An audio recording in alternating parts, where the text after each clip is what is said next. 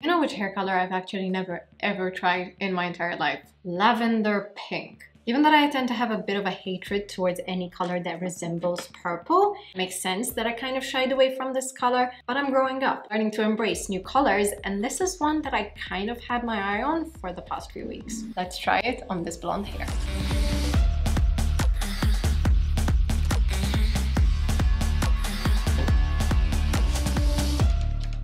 Although I have a lot of colors in my arsenal of dyes, both semi-permanent and permanent, the shade of pink is actually one that I do not have. So it's time to bring out the trusty color wheel. It's actually not going to be that difficult to get the color on our hair because the base that I'm using is this very gentle pink blonde hair, meaning that for the most part, the color isn't going to get skewed from bowl to hair. We still need to bring out our color theory knowledge because we're going to be mixing two different colors to try to get a color in between. One thing that I tend not to like about this particular color wheel is that it tends to keep all of the colors very saturated. There's not really pastel options, so we're going to have to think a bit outside the box and assume that that color kind of falls somewhere up here as if it were to keep going into the pastel range. So I'm going to pick out this color and this color from my arsenal of dye to try to create something here. But I'm going to be trying out these two new colors from INH, insert name here, in Amethyst and Ruby Red. That obviously means that we're going to have to dilute it, and the way to dilute a semi-permanent dye that is conditioner based is to use a white based conditioner. Doesn't have to be from the same brand, it just needs to be a white colored conditioner. I'm trying out Fable & Mane Holy Conditioner. Because these are extremely pigmented, this is what I'm using. Into here. Pretty spot on to this color here, which is obviously just these two colors mixed together. And now it is actually time to change out this brush for this brush, because we're going to be using a technique that can be very controversial, but extremely creative. The brush technique. Because I want to apply the dye very similar to how it looks in the photograph, I'm going to be aiming this dye for the most part just on the underneath of the hair. I also want it to be kind of sporadic. I'm not looking for a split dye moment where all of the hair is this color. I'm more looking for almost a low lighted effect where it's woven through the hair. Problem, I don't really feel like doing baby lights, highlights, or weaving because it's an hour-and-a-half long process if done the full way. A really easy way to kind of get a very similar effect is applying the dye onto the brush. And this brush that I created for my own hairline is one of the best ones to do it. Now don't get me wrong, this method, not great for every single type of hair transformation. If you're looking to retouch your roots, if you're looking for color blocking, if you're looking for like a very even spot-on application, not the one for you. This kind of brushing technique can be extremely effective if you want a very kind of a baby light, woven, highlighted effect going through the hair. In fact, in this video that I have done of bleaching my own hair, it was really effective at creating a beautifully blended ombre effect on the bottom half of my hair without having to spend an hour sectioning, teasing, and highlighting. With regards to the state of the brush, which was the most common thing that got commented, saying that I ruined my brush, I'm a colorful person, and one of the things that brings me so much joy is seeing that there is evidence of my art, of my creative, colorful work in everything that I do. You see all these colors? Every single one of these is a completely different hair transformation. Same with every single one of these handprints on this shirt. I even have it tattooed generally onto my arm. So this is going to stain. That is the idea. I'm leaving evidence of my coloring on this necklace too because all of the pearls over here are blue. Without further ado, let's get cracking.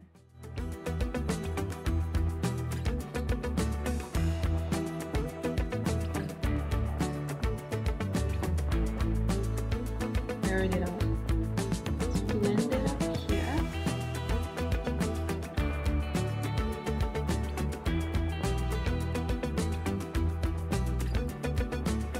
That is my absolute favorite effect. Look at it, it's like a woven highlighted effect, but without weaving or highlighting.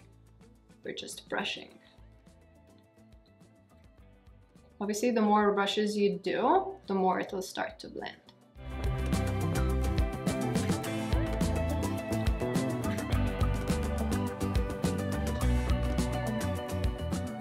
Of course, you might be asking, would I do this on an actual client if they ask me? And the thing is, it really depends on what they are looking for. But it does bring me to my next point. One of the things that I get asked most is, will I ever resume taking clients and actually offer coloring as a service? I am extremely happy to be announcing that most probably from next year onwards, I will be taking on very specific wig and color correction clients, because that is what I specialize in. Of course, there are still many things that I'm trying to figure out, like logistics of fitting it in and figuring out how people would be able to book. But that does bring me to a really exciting part of this video, which is that this video was actually sponsored by Booksy, the #1 global marketplace booking app for appointment-based businesses like barbers, hairstylists, makeup artists, skin specialists, and any other individuals who work with appointments. So when I used to work at my previous 2 salons, the way we used to take bookings is through a very archaic method of calling and booking. Except I really don't feel like giving out my own personal number. I'm also not in the position to start accepting call after call after call. Booksy is one of those apps that I'm really looking forward to using in the future. Booksy for Business is an incredibly easy to use app used to make appointments for any of your services. Not only are you able to have complete control over your calendar, putting in the exact time slots that you are available to take the service, where clients can then book 24/7 at any time in the day, not during business hours only. It is also able to handle end-to-end business management. It offers no-show protection. It has an integrated payment system, making it super easy to accept clients and handle everything admin prior. And it also has built-in marketing tools, allowing you to promote any of your services through its apps. But my absolute favorite part about the app is that it has one of the easiest user interfaces ever when it comes to managing it from the business point of view. When we're trying to keep track of stock management and social media and handling our finances and everything, we don't also then want to learn a whole new app, a whole new system, a whole new interface, and get caught up in all of the chaos and everything that it has. Booksy made all of that extremely easy by using a very simple to use but effective and all-rounded interface to make sure that you're able to put in all of your services, your prices, your timings, handle all of your calendars, and it takes care of everything else for you. It essentially makes the booking part of your job extremely easy. The reason I am actually eager to promote this is because I know there are a lot of other hairstylists, barbers, and creatives on this channel that directly follow me. And businesses could be difficult and challenging, and sometimes you genuinely want to hear of new solutions for any number of problems. And if you are a service-based creative or business, or you're looking to become one, this one might be the place to start, especially if you also want to start gaining clients. For all of my business babies who follow this channel, I'm going to be linking Booksy for Business down in the description box below. Go out, check it out, and for all of my customer babies, keep a lookout. I'm going to be announcing upcoming bookings in the next year. So if you're looking to get a fun wig colored, or if you want to fix your own hair, I think I want to leave this here.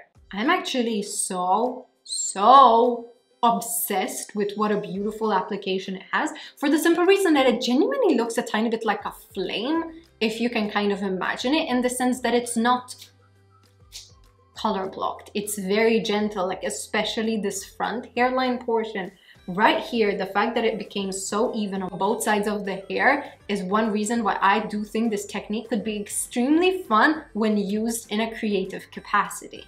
It also took me about 10 minutes, but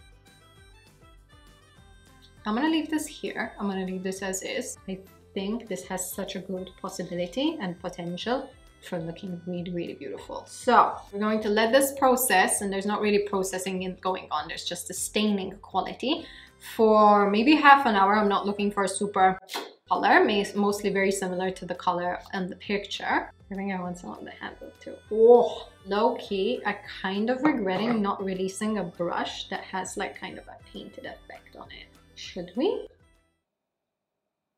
Are you ready for the first reveal? It's like Barbie and Daphne from Scooby-Doo had a baby, and it resulted in this hair. Hi, baby. Miss Stellari. We haven't met. This is my dog. She is a nervous wreck because we've been filming all day and she wants to go. Oh my god! The force with which I love this exact hair combination. I can't help but think like this is so gorgeous. More than anything though, I love how seamlessly this blends. Once the color is washed out, it sort of kind of blurs together in a way that is kind of very classic to semi-permanent colors. And now seeing it, I can't help but think, like, look at that blend. So this is what the hair looks like, just kind of blown out. But I think that this hair is a tiny bit more fun than an adult blowout. So I'm actually going to be doing something that I haven't done in years because of how short my hair has been. But I'm gonna be doing this classic Stella curl, Stella wave. This was my go-to all of 2019 and in all of 2021. I have missed this style of a curl so much. Medium to low heat. We don't want to burn our hair. And then the best way that I would describe these curls is that we're always doing them from above and pulling it downwards, because this look isn't going to be a voluminous one, it's going to be more of a structured wave one.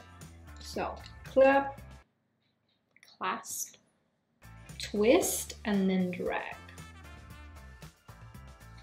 That's it.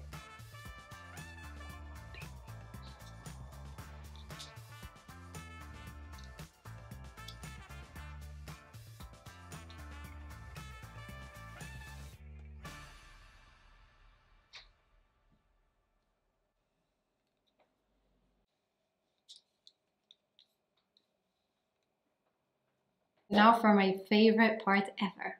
Brushing them out. This was going to take it from like 2010 American Cheerleader to classic, fun, casual. Oh my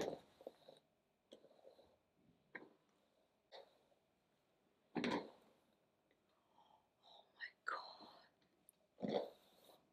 Let's finish it off with some serum.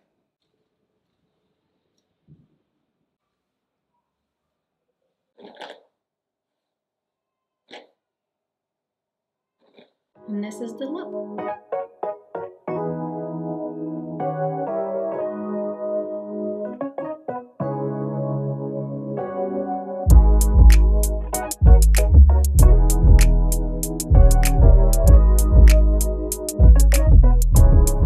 I'm actually so happy, satisfied, and impressed with how beautiful this look actually turned out, given the fact that it was dyed with a hairbrush. You can say what you want about the technique, it's not going to work for every single one, but for the ones that it's good for, it's going to give such a beautiful, beautiful effect.